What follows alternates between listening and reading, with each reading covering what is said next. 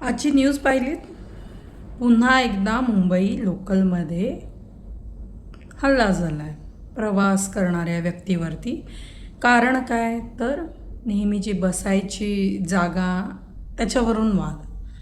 वरवर बघायला गेलं तर कारण किती क्षुल्लक आहे. आता बसायला कोणी कोणाला जागा दिली नाही म्हणून अगदी जीवावर बेतेल असा हल्ला करणं हे रोजचंच झालं आहे.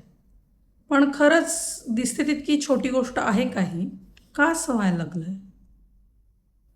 कारण त्या त्यावेळी त्या त्या गोष्टीचा राग त्या त्या ठिकाणी योग्य पद्धतीने व्यक्त न केल्यामुळे तो असाच साठून राहतो आणि जेव्हा छोटासा एखादा ट्रिगर असतो त्याने तो असा फट्ट करून बाहेर येतो.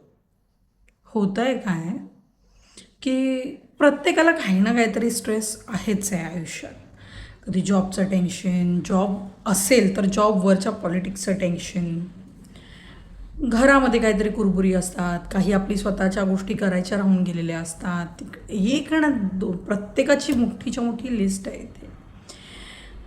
छोट्या मोठ्या गोष्टींमुळे आपण डिसअपॉइंट होत राहतो. कधी कोणी आपल्या मनासारखं वागलं नाही म्हणून, किंवा कधी आपण दुसऱ्याच्या मनासारखं वागूनही त्या व्यक्तीला त्याची जाणीव नाही म्हणून. ह्याचीही अर्थात लिस्ट मोठीच आहे. डिसअपॉइंट व्हायला काही मोठं कारण लागत नाही आजकाल. कोणी कोणाला जरासं काहीतरी बोललं, मनाला लागलं की झालं, आपण डिसअपॉइंट होतो, अपसेट होतो, नाराज होतो, कुठंतरी राग येतो की हे असं का आहे. की आजूबाजूला आपण जे बघतोय प्रत्येकाच्या आतमध्ये ना एक ज्वालामुखी, सायलेंट वॉल्कॅनो म्हणून त्याला, एक शांत ज्वालामुखी आतमध्ये. शांत का तर वरून त्याचं काहीच दिसत नाही आहे की तो आता फुटेल, पण आत इतकी दगदग, कधी परिस्थितीच्या भीतीने, कधी होणाऱ्या परिणामाच्या भीतीने तो ज्वालामुखी फुटू देत नाही. पण ठीक आहे, काही कारणांमुळे ती खदखद साठलेली असते, राग साठलेला असतो. तर तो असाच मनात साठवून ठेवला तर कधी ना कधीतरी एखाद्या छोट्याशा धक्क्याने एकदम मुळासकट आपण हादरून जाऊ इतका मोठा स्फोट व्हायची शक्यता असतेच. तर मग करायचं काय की आपल्या रागामुळे आपल्याला आणि आपल्या आजूबाजूच्या लोकांना त्रास होणार नाही म्हणून. तर जी काही आपल्या प्रत्येकाला माहिती आहे, जी काही आपली कारणं आहेत की आपली नाराजी कशावरती आहे, आपण नाखुश कशामुळे आहोत, तर त्याची एक साधारण स्वतःशी एक लिस्ट तयार करायची की बाई ह्या ह्या माझ्या आयुष्यातल्या गोष्टी आहेत की ज्याच्यामुळे मला अस्वस्थ वाटतं, ज्याच्यामुळे मला असमाधानी वाटतं, ज्याच्यामुळे मला काय म्हणतो आपण डिसअपॉइंटेड फील होतं, नाराजगी आहे, किंवा ह्या ह्या गोष्टींविषयी असंतुष्टी आहे, जे काही असेल ते, की जे प्रॉब्लेम्स वाटत आहेत आयुष्यातले, किंवा ज्या गोष्टी माझ्या नियंत्रणात नाही आहेत, ह्या आधी लिहून काढायच्या. लिहून काढल्यानंतर स्वतःच एकदा वाचायच्या, त्याला फिल्टर करायचं की ह्यातले असे काय प्रॉब्लेम आहेत की ज्याचं मी काहीतरी करू शकतो किंवा करू शकते. तर जिथे काय करू शकतो तर तिथे तुम्ही कराच काय करायचं आहे ते. आणि काही अशा गोष्टी असतील की ज्याचं आपण काही करूच शकत नाही.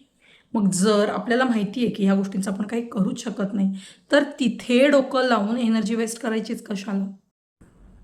तर एवढा राग आपण आतमध्ये घेऊन फिरतोय स्वतःच्या की त्याचा आपल्या शरीरावर परिणाम होतोच. हे तर मी ह्याच्या आधीच्या व्हिडिओमध्ये सांगितलेलंही आहे की जर ठराविक भावना आपण जर त्या दडपल्या तर त्या दडपण्याचा आपल्या शरीरावरती किती परिणाम होतो.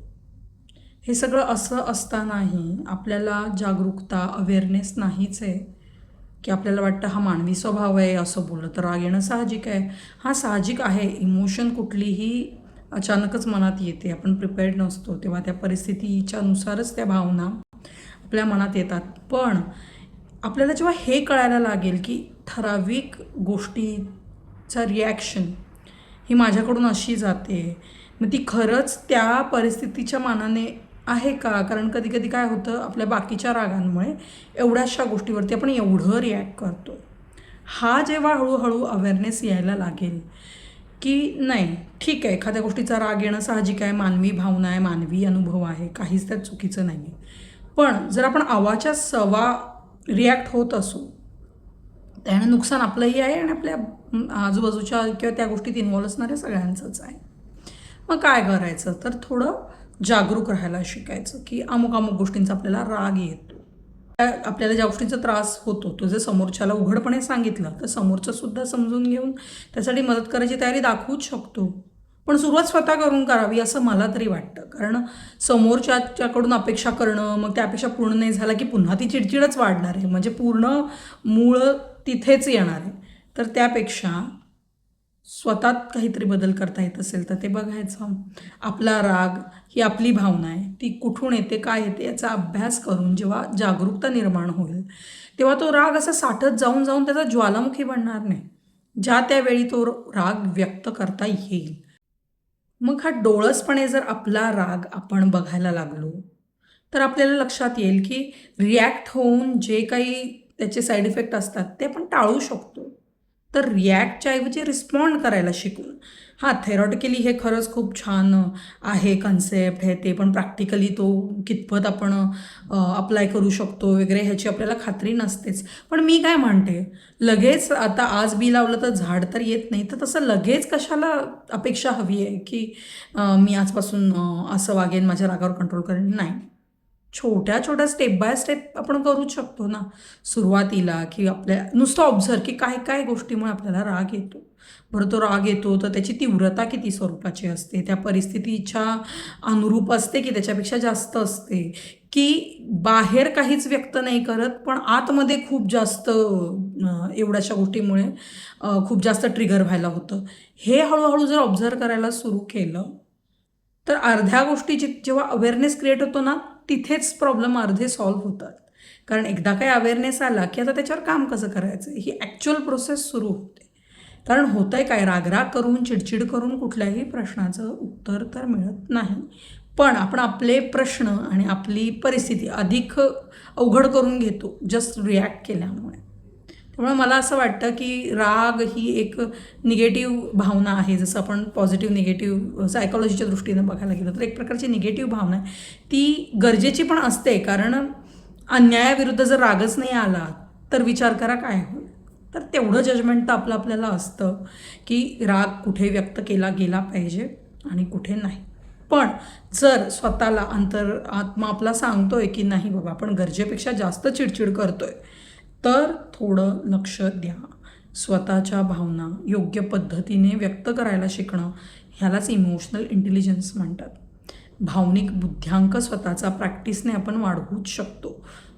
त्यासाठी काय करायचं आहे की ज्या गोष्टी आत्तापर्यंत करत आल्या आहेत आणि त्याने काहीही फायदा झाला नाही त्या थोड्या बदलून बघायच्या आहेत, सवयी बदलून बघायच्या आहेत.